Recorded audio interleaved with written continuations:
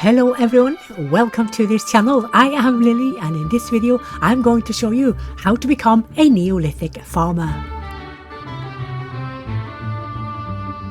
Agriculture is thought to have started some 12,000 years ago in the Near East, and in roughly 4 to 6 KBC the Atlantic Europe was swept into the Neolithic Revolution. Ultimately, this was effectively the end of the nomad hunter-gatherer lifestyle as we knew it, as this meant a fundamental shift in lifestyle from nomadic hunter-gatherers to a more sedentary existence. This in turn also meant that a larger population could now be sustained because crops could be farmed to meet the demand. In order to get the ability to make farms, we need two requirements to be met. We need a migrant with full Neolithic culture to join our tribe, and we also need a migrant that has the agriculture knowledge. The Neolithic migrants will start arriving around 5 to 6 KBC in the more east and southern parts of Europe, and around 4 KBC in the more north and western parts of Europe. With our farmlands, we also have no less than 5 different types of crop that we can cultivate. We have flax, wheat, beets, kale and peas. And just like the first farmers in the Neolithic era, so must we as well get our first seeds by harvesting them from the wild before we can plant any crops. We then need to save the seeds till the next planting season starts. We can also either raid or trade the crop types that our locality lacks, as not all areas will get all the crop types. They might pop up at a later point and they might not. So keep an eye on the tribes around you in your regional map to see when they change their commodity to a crop type that you need or want. Your chosen farm type will yield based on the weather, more precisely humidity and temperature. And if you have a particular wet, cold or warm season, it is going to affect your crop. This means that if the seasons are too cold or too warm, the yield could be decreased, while having a very temperate season for the specific crop would make the yield increased.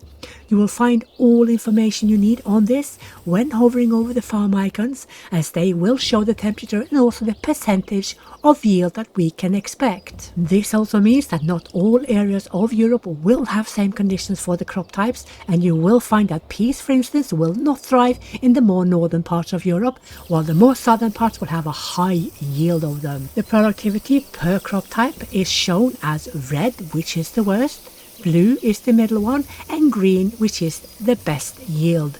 The overall temperatures during the growth season will decide the final yield. So even if a crop starts on red, it can actually grow into a blue, and of course vice versa. This will vary from year to year and from region to region. And here is what you should do when you have both the Neolithic culture in your tribe and also a Neolithic migrant that has the agriculture knowledge. Step 1. Task your gatherers to collect the seeds from the crops you wish to cultivate from the wild. Wheat and flax will need a thresher to be plantable, as the grains need to be loosened from the stalk. When we thresh the sheaves, we get the wheat grains and straw from wheat sheaves, and from flax sheaves we get flax grains and plant fibre. None of the other crop types we have the option to pick needs any more processing before they can be planted. Step number 2. Save the seeds for planting. Each 900 cell farm will need around 30 to 35 seeds, pending the skills of the farmer. The higher agriculture skills, the faster they will work and the less seeds they will waste. All storage options have a locking mechanism, and all lidded storage options also have a set limit option.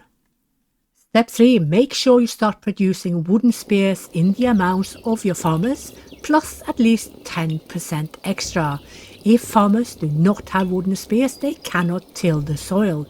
And if they cannot till the soil, there will be no planting, ergo no yield that year. Step 4. Place down the farmland you wish to cultivate. Start small in a small tribe and increase it with your population.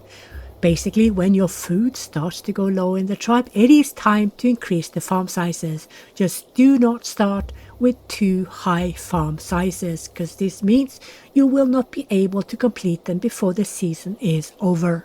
Step 5. Remember to place fencing around all your farmland so no wild animals can come in and trample your crop.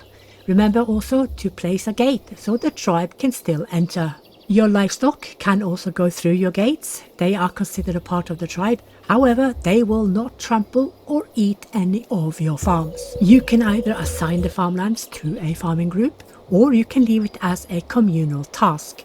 If in farming group, then only this group will tend to any of the tasks in the farms, while if it is a communal task, all the tribe members can do any of the tasks. Step 6. When farming season starts, it is smart to increase both work age and work hours, as all hands will be needed to keep the tribe going, especially in a very large tribe.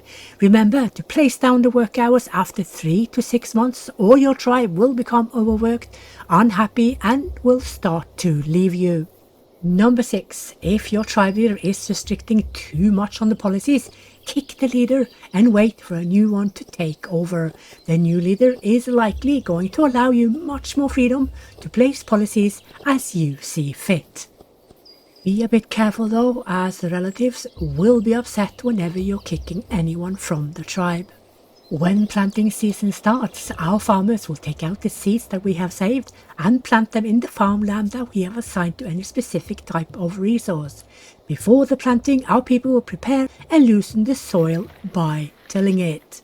Each type of produce has a unique planting and harvesting time, meaning they will each have a different timing of when they need clearing, tilling, planting, and also harvesting. You can find this information when hovering over the type of resource in your crop selection panel.